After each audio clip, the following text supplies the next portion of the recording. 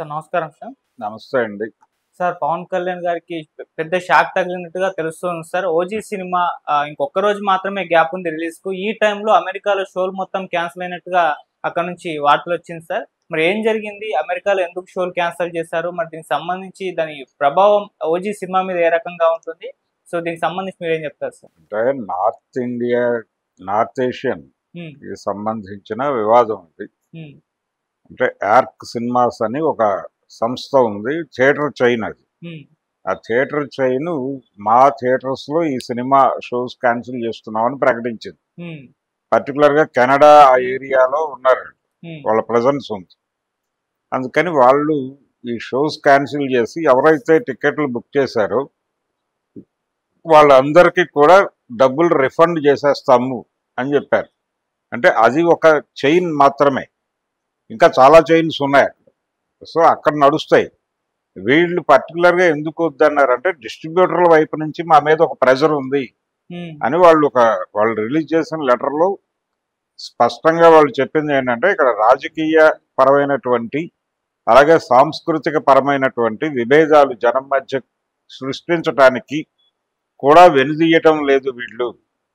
అంటే ఒక ఎమోషన్ని రైజ్ చేయటం ద్వారా టికెట్ సేల్స్ పెంచి బిజినెస్ ఎక్కువ జరుగుతోంది అనేది ప్రొజెక్ట్ చేయటం ద్వారా భవిష్యత్తులో సినిమాలకు సంబంధించినటువంటి హక్కులు టేక్ ఓవర్ చేయటము, ఈ ప్రమోషనల్ యాక్టివిటీ మేము చేస్తాము అని చెప్పడం ద్వారా సినిమాలకు ఒక హైప్ క్రియేట్ అవుతుంది. అంటే అబ్రాడ్లో విపరీతమైన సేల్స్ ఉన్నాయి ఈ సినిమాకి అని చెప్పడం ద్వారా దేశీయ మార్కెట్ మీద దాని ప్రభావం పడి ఇక్కడ కూడా పెరుగుతుంది సేల్స్. హ్మ్. ఇలాంటి ఒక మార్కెటింగ్ స్ట్రాటజీలో భాగంగా సినిమాకి సంబంధించిన హైప్ క్రియేట్ చేయడానికి ఏం చేయడానికైనా పడిపోయే పరిస్థితికి వెళ్ళిపోయారు. ఉదాహరణకి పవన్ కళ్యాణ్ సినిమా ఇది ఒక కాస్ట్ ఓరియంటేషన్ తీసుకొచ్చి అమెరికాలో ఉన్నటువంటి పవన్ కళ్యాణ్ కులానికి సంబంధించిన వాళ్ళందరినీ రెచ్చగొట్టడం, ఆ రెచ్చగొట్టేటువంటి ప్రయత్నాలు సామాజిక మాధ్యమాల్లో వాళ్ళు రకరకాల పద్ధతుల్లో అక్కడ కమ్యూనిటీకి చేరేలాగా, అంటే మనం మన తడాకా చూపించాలి, ఒక్కొక్కళ్ళు అవసరమైతే 10 టికెట్లు కొందాం, కొనేసి మన సినిమాని మనం నిలబెట్టుకోవాలి, మన హీరోని మనం నిలబెట్టుకోవాలి, అంటే పొలిటికల్గా మన సత్తా ఏమిటో చూపించాలి, మన వాడిని ముఖ్యమంత్రిని చేయాలి, ఈ రేంజ్ ఇది రెచ్చగొడుతున్నారు కేవలం. అంటే ఇక్కడ ఈ సినిమాకి సంబంధించిన హైప్ క్రియేట్ చేయటానికి సాంస్కృతిక అనే పదం ఎందుకు వాడారంటే కులాన్ని వాడుతున్నారు అని. హ్మ్. కులాన్ని వాడుతున్నారు, వాళ్ళు రాజకీయాలను వాడుతున్నారు. అంటే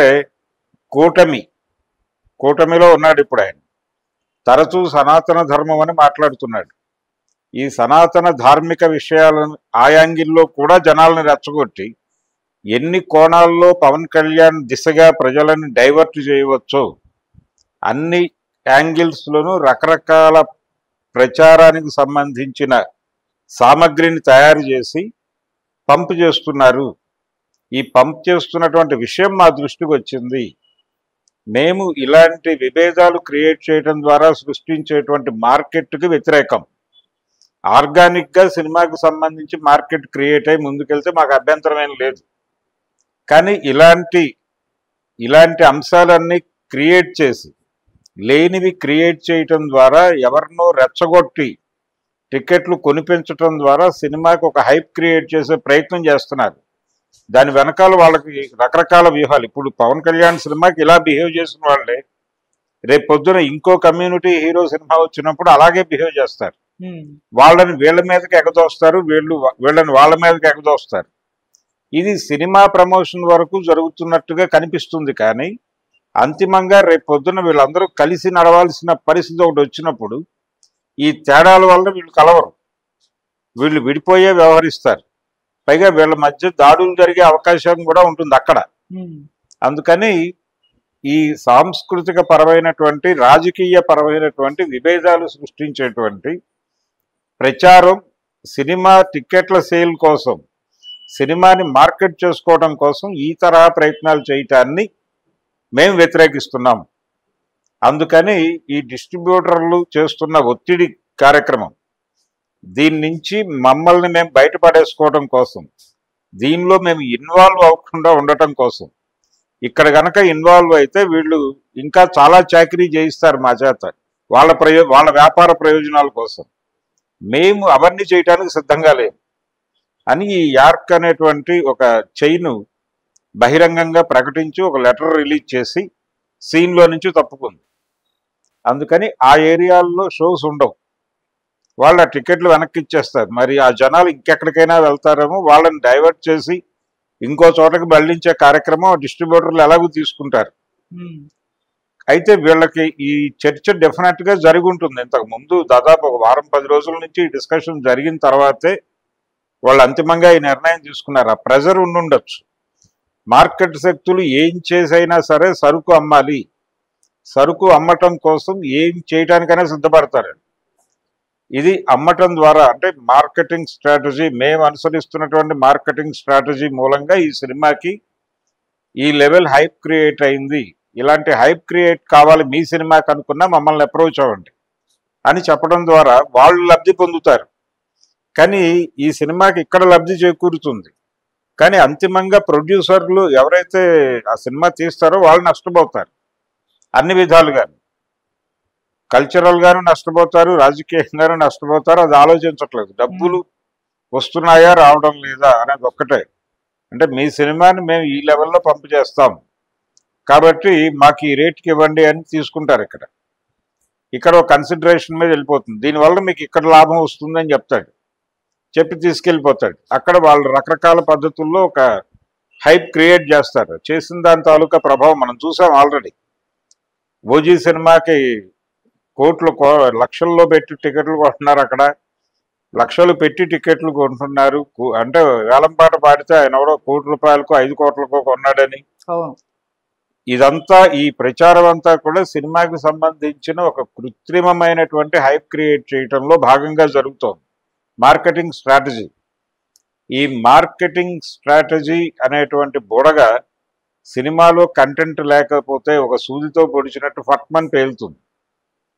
ఆ పేలటం అనేది మంచిది కాదు. ఆర్గానిక్గా జరగటమే మంచిది ఎప్పుడైనా. అంతే తప్ప కృత్రిమంగా రైజ్ చేయటం, ఇదంతా మార్కెట్ స్ట్రాటజీలోకి సినిమా వెళ్ళిపోతే ఇక్కడ తీసేవాళ్ళ పరిస్థితి వీళ్ళు కూడా అందులోకి వెళ్ళిపోతారు. ఇంకప్పుడు కంటెంట్తో పని లేదు. ఏదో ఒకటి క్రియేట్, అంటే పాత రోజుల్లో పద్ధతి ఉండేది, కాంబినేషన్ సెట్ చేయటమే సినిమా అనే ఒక ఫార్ములా కొంతమంది మాట్లాడేవారు. ఇది ఒకసారి ఎప్పుడు అర్జున్ రాజు గారి దగ్గరికి వెళ్ళింది. చిరంజీవి హైప్ నడుస్తున్నటువంటి రోజుల్లో. అంటే చిరంజీవి డేట్స్ ఉన్నాయి మీ దగ్గర అంటే, ఏదో సందర్భంలో ఆయన దగ్గర డేట్స్ ఉన్నాయి. చిరంజీవి దగ్గర ఈ డబ్బులు అడ్వాన్స్ ఉన్నాయి. కొండవీటి సింహం టైంలో ఇచ్చిన అడ్వాన్స్. ఆ సినిమాలో ఆయన బదులు మోహన్ బాబును వాడారు, కానీ అడ్వాన్స్ వెనక్కి తీసుకోలేదు. ఆ డేట్స్, ఆ అడ్వాన్స్ ఉంది ఆయన దగ్గర. వీళ్ళకి సినిమా చేయాలి ఆయన ఎప్పుడోకప్పుడు. మీ దగ్గర మీకు ఎలాగో అడ్వాన్స్ ఉంది కదా అతని దగ్గర, అతని రైజ్ నడుస్తోంది ఇప్పుడు. వెంటనే అతనితో హిట్లు కొడుతున్న డైరెక్టర్ని, అతనితో హిట్లు కొడుతున్న హీరోయిన్ని కలిపేసి ఓ వారం రోజుల్లో సినిమా అనౌన్స్ చేసేస్తే అడ్వాన్స్లు వచ్చేస్తాయి కదా మీకు అని ఎవరో సలహా చెప్పారండి. చెబితే నేను రోడ్డు మీద బజ్జీలు వేయటం లేదే, సినిమాలు తీస్తున్నాను అని చెప్పాట. అలా ఒక వార్త ఆ రోజుల్లో బయటకు వచ్చింది. అయితే సినిమా తీశాడు ఆయన తర్వాత. వాళ్ళు చెప్పిన పద్ధతిలోనే ఒక మిరపకాయ బజ్జీ లాంటి సినిమా తీశాడు, జేబు దొంగ అనే పేరుతో. అది పక్కన పెట్టేస్తే ఇప్పుడు కూడా అలాంటి కృత్రిమమైనటువంటి ఒక హైప్ క్రియేట్ చేయటం అనేది జరుగుతోంది. ఇది చాలా కాలం క్రితం చాలామంది డిస్ట్రిబ్యూటర్లు చాలా ప్రాంతాల్లో అనుసరించిన పద్ధతే. ఒక కమ్యూనిటీని రెచ్చగొట్టే ప్రయత్నం చేయటం, ఒక రాజకీయ వర్గాన్ని రెచ్చగొట్టే ప్రయత్నం చేయటం, ఆ రెచ్చగొట్టడం ద్వారా అక్కడ దాన్ని సెంటిమెంటలైజ్ చేసి వాళ్ళందరూ ఈ సినిమాని విజయవంతం చేయటం తమ బాధ్యతగా ఫీల్ అయ్యే పరిస్థితి తీసుకురావడం. దీని వలన ఏమవుతుందంటే సమాజంలో ఉన్నటువంటి సామాజిక సమతుల్యత దెబ్బతింటుంది. ఆ దెబ్బ తినటం అనే దాంతో వాళ్ళకి సంబంధం లేదు. వాళ్ళు ఏమైనా చావనే, ముందు మనకి డబ్బులు వస్తున్నాయో రావట్లేదు, వ్యాపారం చేసుకుంటున్నామా లేదా అన్నదే ప్రధానం.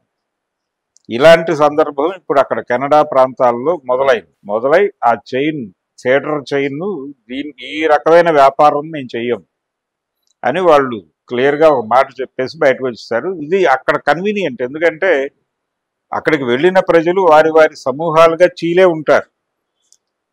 ఆ సమూహాలను రెచ్చగొడితే వాళ్ళందరూ ఒకటే కదులుతారు థియేటర్కి అనేది వీళ్ళ ప్లాన్, వీళ్ళ స్ట్రాటజీ. ఓకే. అలాగే పొలిటికల్గా రెచ్చగొట్టడం అంటే ఇప్పుడు కూటమితో ఉన్నాడు పవన్ కళ్యాణ్, ఆ సెంటిమెంట్ రెచ్చగొట్టడం ద్వారా కొంతమందిని కదిలించవచ్చు థియేటర్లో. అయితే ఈ సనాతన ధర్మం, ఈ వ్యవహారం ఇవన్నీ మాట్లాడుతున్నాడు, దీన్ని ప్రమోట్ చేయడం ద్వారా ఇంకొక సెక్షన్ని థియేటర్కి పంపించవచ్చు. అంటే అక్కడ లోకల్గా ఉన్నటువంటి ఈ సనాతన ధర్మం అని ఏదైతే వీళ్ళు చెప్తున్నారో దానికి వ్యతిరేక శక్తులు ఉంటాయి. అది కరెక్ట్ కాదు అని ఫీల్ అయ్యే శక్తులకి వ్యతిరేకంగా వీళ్ళని రెచ్చగొట్టి ఈ సినిమా చూడండి మీరు అందరూ అని చెప్తారు. అది ఈ సినిమాని ప్రమోట్ చేయడం కోసం ఎన్ని అవకాశాలు ఉన్నాయో అన్ని అవకాశాలు వాడుకుని అక్కడ సామాజిక సమతుల్యాన్ని దెబ్బకొడుతున్నారు. అందుకని దండం పెట్టేసి ఈ సినిమా మేము వెయ్యమన్నారు. Okay sir, thank you so much sir. Thank you.